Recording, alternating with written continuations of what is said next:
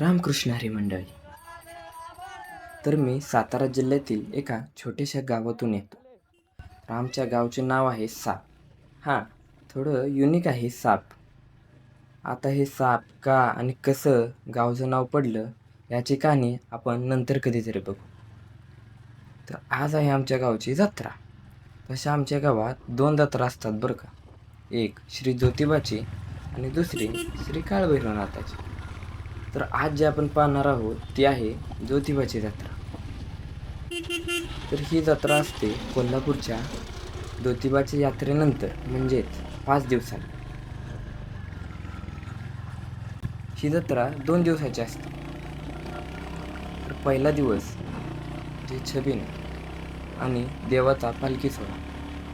पहिल्या दिवशी देवाचा सकाळी अभिषेक होतो आणि प्रत्येकाच्या घरात पुरणपोळीचा नैवेद्य करून डवरी पूजन होते. तर गंमत अशी की ही डवरी पूजन प्रत्येकाच्या घरात होते आणि हे जे पूजन करतात त्यांना डवरी बोलतात. तर हे डवरी पूजन म्हणजे एक भारी टास्क बरं का, कारण डवरी पूजन प्रत्येकाच्या घरी असतं आणि गावात डवरी फक्त येतात 4 ते 5.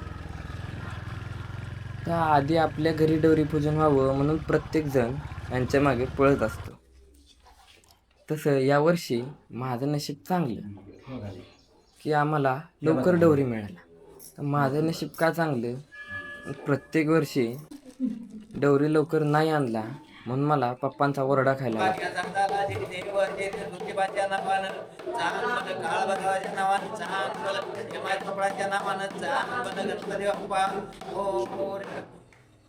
माझं तर रोहितचं काम जरा गंड, आलेला डवरी कोणतरी दुसरंच घेऊन गेलं. त्यांना आणायला आम्ही मागं फिरतोय.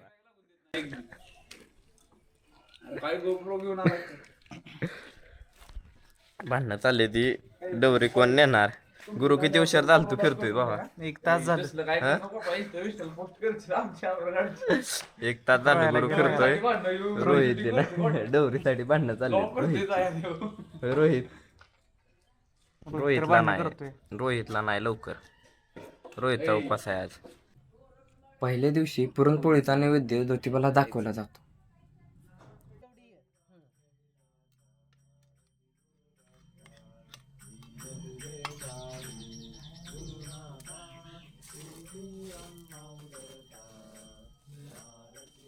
पुरणपोळीचा नैवेद्य घेऊन ज्योतिबाच्या मंदिरात आलो.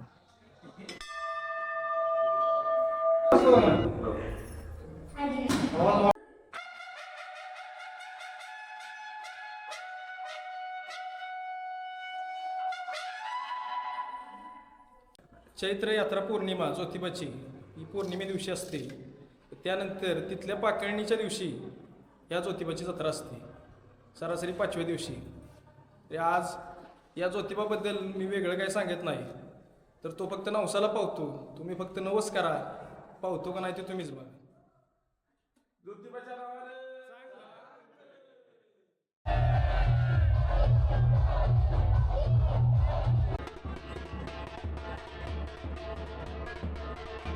सुमारे 4च्या दरम्यान ज्योतिबाचा पालखी सोहळ्याला सुरुवात होते. गावच्या मुख्य ठिकाणावरून पालखी निघते ती गावच्या थोडे बाहेर असलेल्या ज्योतिबाचे मंदिर, तिथे पालखी जाते. या यात्रेचा एक मुख्य भाग म्हणजे पालखी सोहळा. यात गुलाल खोबऱ्याची उधळण होते आणि सासनकाठी नाचवली जाते.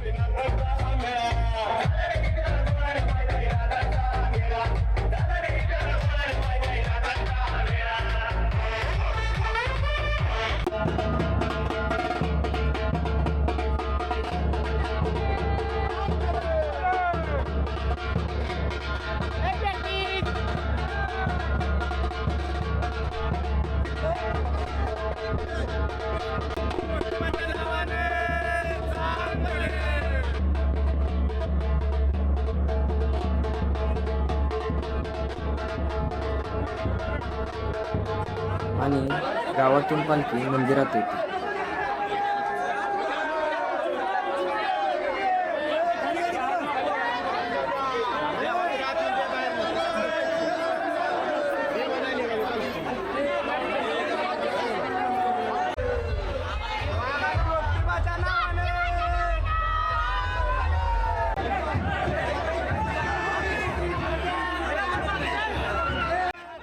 अशी मान्यता आहे की गावातल्या काही लोकांच्या अंगात देवसंचार होतो आणि ते काही बाकणूक करतात.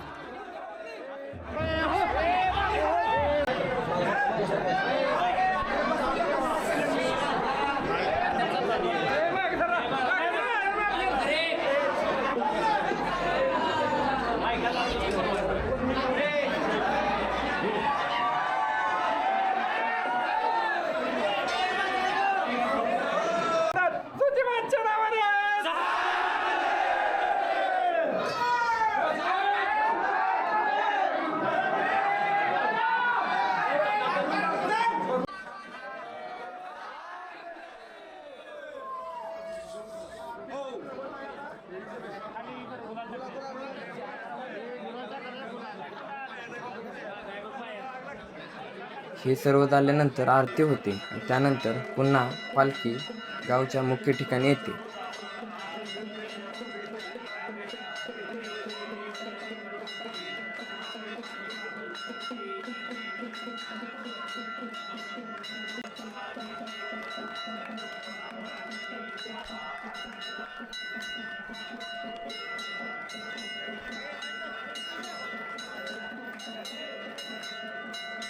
ज्योतिबाच्या नावाने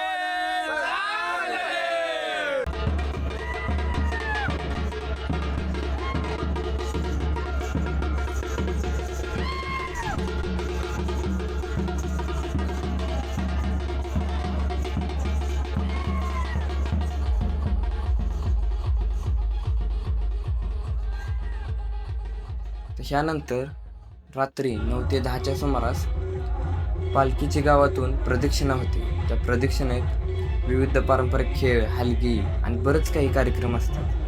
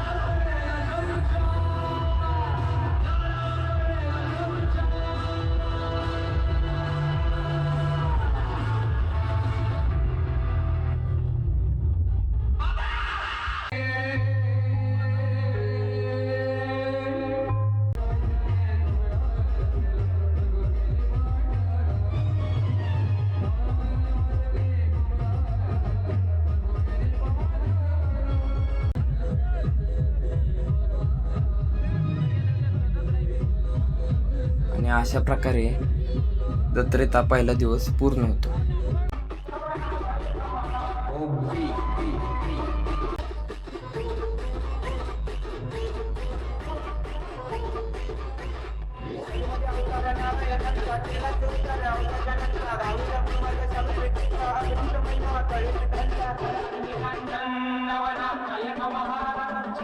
निरंजन